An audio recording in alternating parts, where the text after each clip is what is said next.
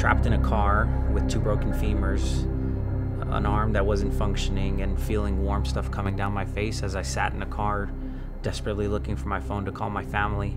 It was a day that changed my life forever. December 12th, 2013, while on a missionary trip in Mexico, a friend of mine and I were driving back from the middle of the Yucatan Peninsula. We were driving to the city of Cancun. There was a pilgrimage going on, and an 18-wheeler avoided running over a group of about 20 kids. To spare their life, he hit us head on. The steering wheel ended up breaking both my femurs. My hip broke. My arm broke the window and ended up breaking my radius on the car. Windshield came in, cut my face, seatbelt, shattered my shoulder, and broke my clavicle. One of the worst feelings was simply breathing. Just to sit there, it hurt to breathe. I know Mexico, and it's the worst place to have this happen to you. 2 hours away from civilization. I knew I was up a creek without a paddle, and so my thought was simply on my family, my wife and my 3 children. My faith was intact. I knew where I stood. I wasn't scared. We waited about 2 hours till Mexican authorities and ambulances came to pull us out. One of the most peaceful moments I've ever experienced in my life was laying on a gurney strapped to it.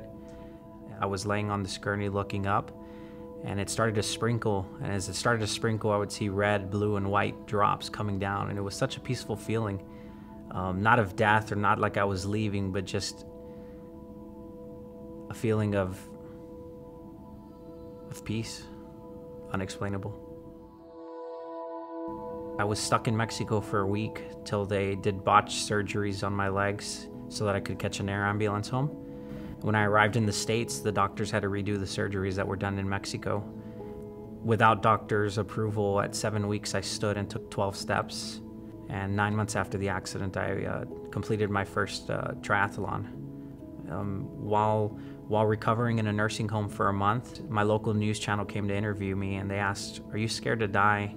And I said, "I'm not scared to die. I'm scared to not truly live." And there's so many people today that are alive because there's breath in their lungs, but they're dead because there's no life inside of them.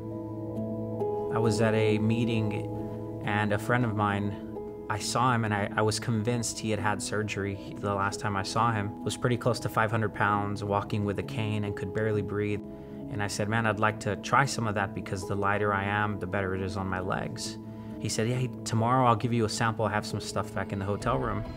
I flew out the next morning to fulfill a 250-mile bike ride that starts in my hometown of McAllen, Texas to San Antonio, Texas for kids with spina bifida. And I flew home so I could go to registration and pick up my packet and do this fundraiser. So I didn't get a chance to get that sample.